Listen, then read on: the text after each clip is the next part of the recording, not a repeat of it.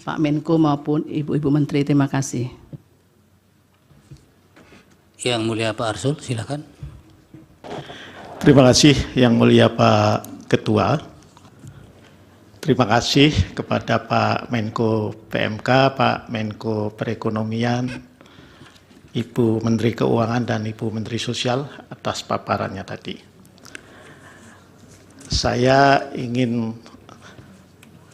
melakukan beberapa pendalaman untuk keperluan yang tadi telah disampaikan oleh Yang Mulia Prof.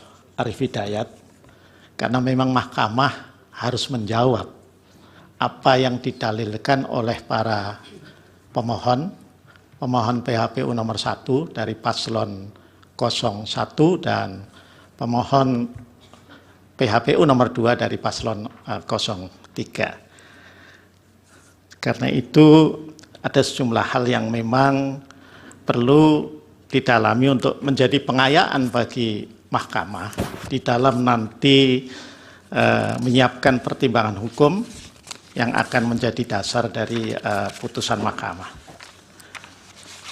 Yang pertama saya mohon perkenan pada Pak Menko, Pak Muhadjir.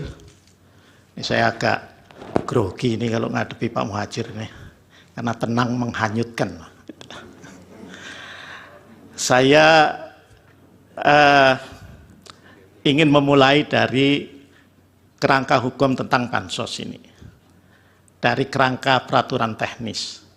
Ada peraturan Menteri Keuangan nomor 254 tahun 2015 tentang belanja bantuan sosial pada kementerian negara dan lembaga yang kemudian diubah dengan PMK nomor 228 tahun 2016. Ya. Ada juga peraturan Presiden yang tadi juga disinggung oleh Ibu Menteri Sosial, Perpres nomor 63 tahun 2017 tentang penyaluran bantuan sosial non tunai.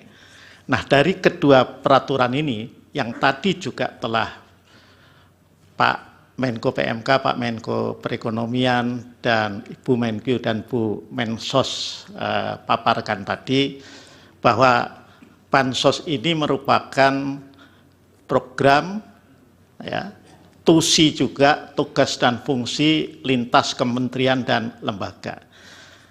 Nah, saya mohon penjelasan mungkin dari Pak Menko PMK atau Pak Menko Perekonomian, ya, itu agar kementerian dan lembaga mana saja yang melaksanakan program atau tusi tugas fungsi dari baik perlinsos atau utamanya adalah bansos. Karena ini agar jelas, karena kan selama ini kan terkesan bahwa seolah-olah yang memanfaatkan perlinsos atau bansos ini adalah menteri-menteri yang partainya terasosiasi dengan paslon 02. Padahal sekilas saya lihat, perlinsos atau bansos ini kan ya juga ada di kementerian yang menteri-menterinya itu juga terasosiasi dengan paslon-paslon yang lain, baik paslon 01 maupun paslon 03. Jadi ini biar clear itu.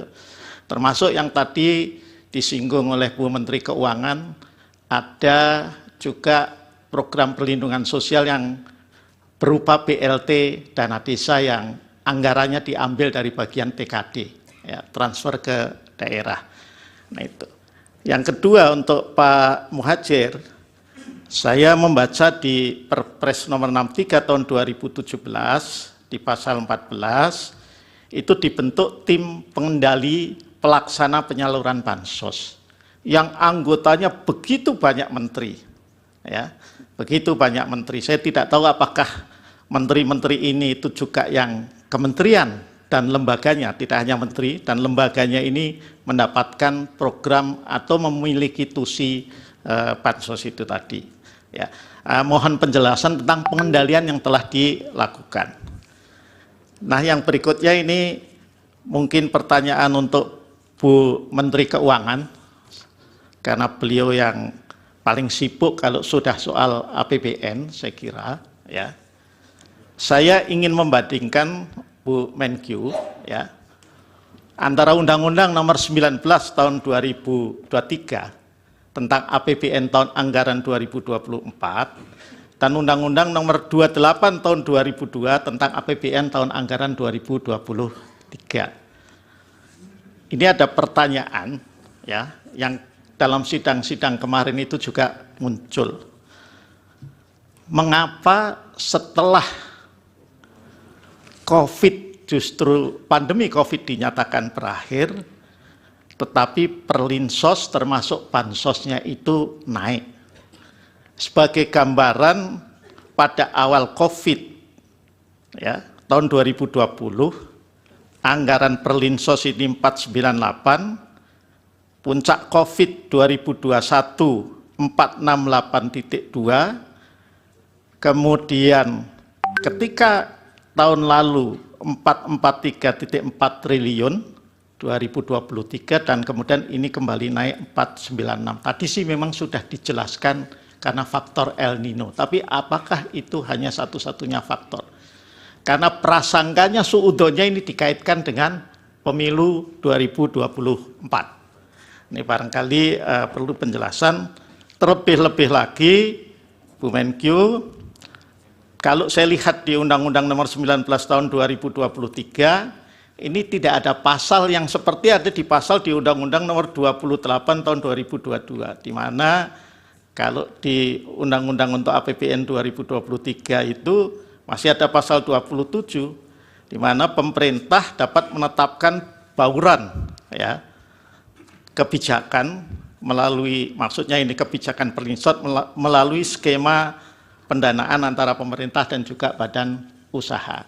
Nah, ini saya kira perlu diklarifikasi agar kita bisa dudukkan secara lebih proporsional ya, terkait dengan di samping yang tadi tentu sudah dijelaskan oleh Bapak Ibu Menteri, itu hal-hal yang didalilkan oleh para pemohon.